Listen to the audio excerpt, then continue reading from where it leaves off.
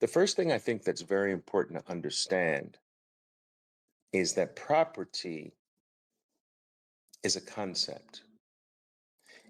It doesn't have a true, what some people would refer to as a true, distinct individual reality. The property is an idea. It is conceptual in nature. It's a mental construct, if you will, of human beings.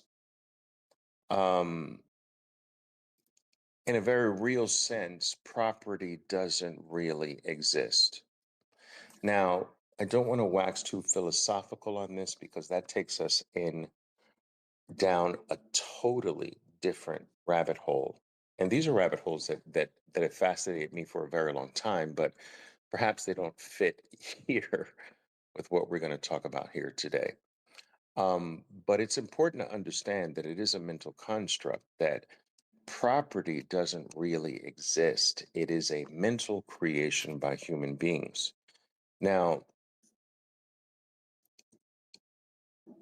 the second thing I think that's very important to understand is that this concept or this mental construct of what we call property starts with yourself.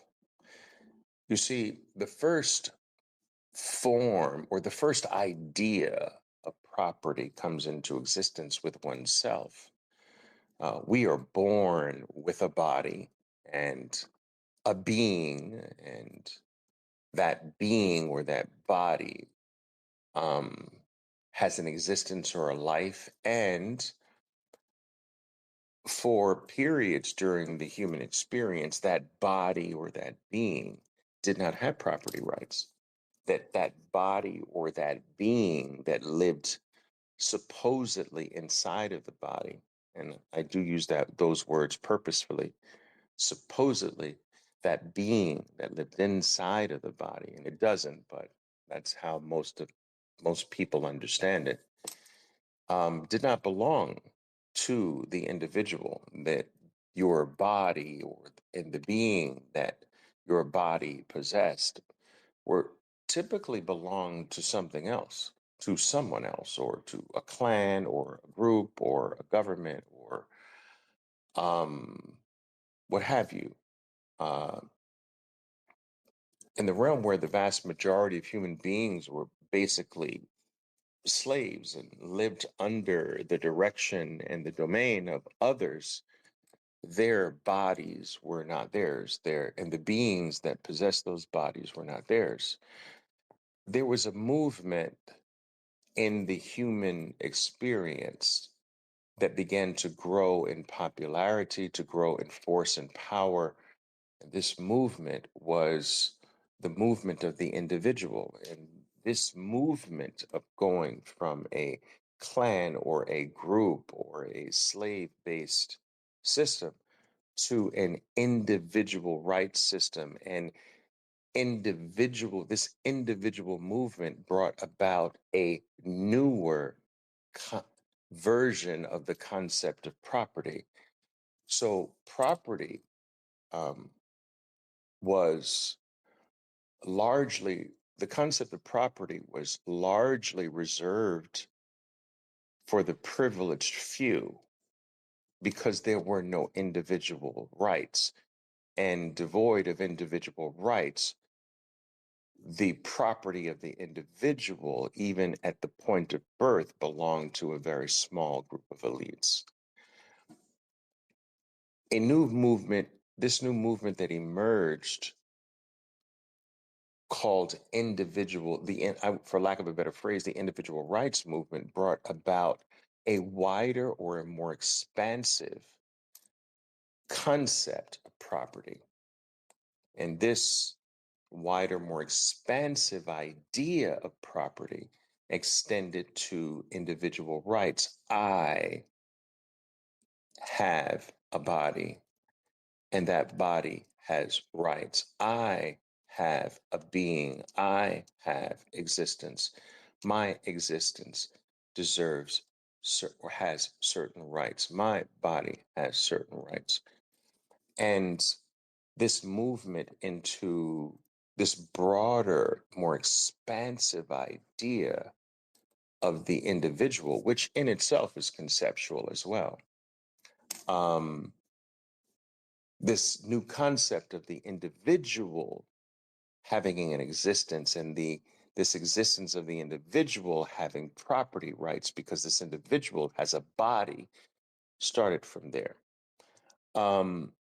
Some might feel that this is not really connected to Bitcoin or your financial existence in any way, but it has every single thing to do with Bitcoin and your financial existence today, because what we call property today is nothing more than the extension of the core concept of property, which is I am.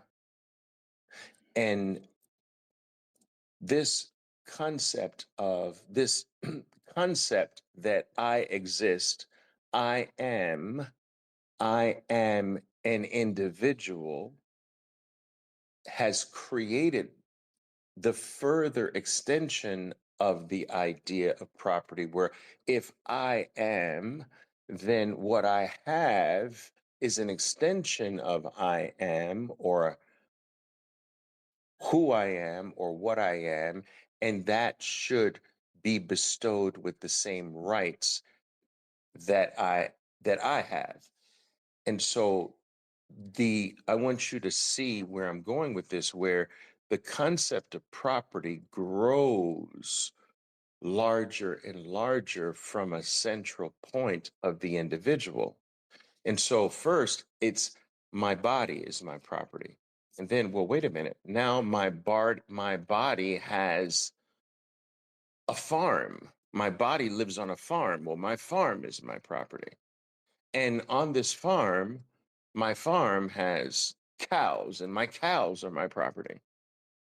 And so everything stems from this conceptual idea of the individual, right? So the individual is the first point of personal property, and then what is attached to the individual must be bestowed with the same rights as the individual. If I'm supposed to have control over my body and who I am, then what this body has should be bestowed with the same rights. And so there are, in this movement, there are certain factions and certain governments that have decided to honor that movement more than others. So if we take the United States as an example, property rights was far more important than other parts of the world or other governments, right, that were formed, where there are certain governments where they don't really truly respect the individual property right notion like another country like the United States. And therefore, anything that if the individual doesn't have rights, then anything they have doesn't have rights.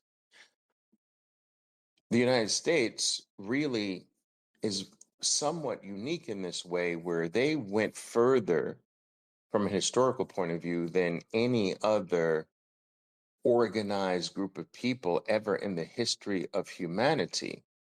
They went further down the path of, well, the individual has rights.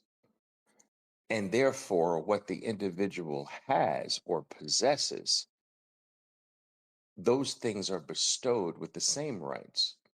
And so today, the United States has stronger property laws, property right laws, than most other regions in the world.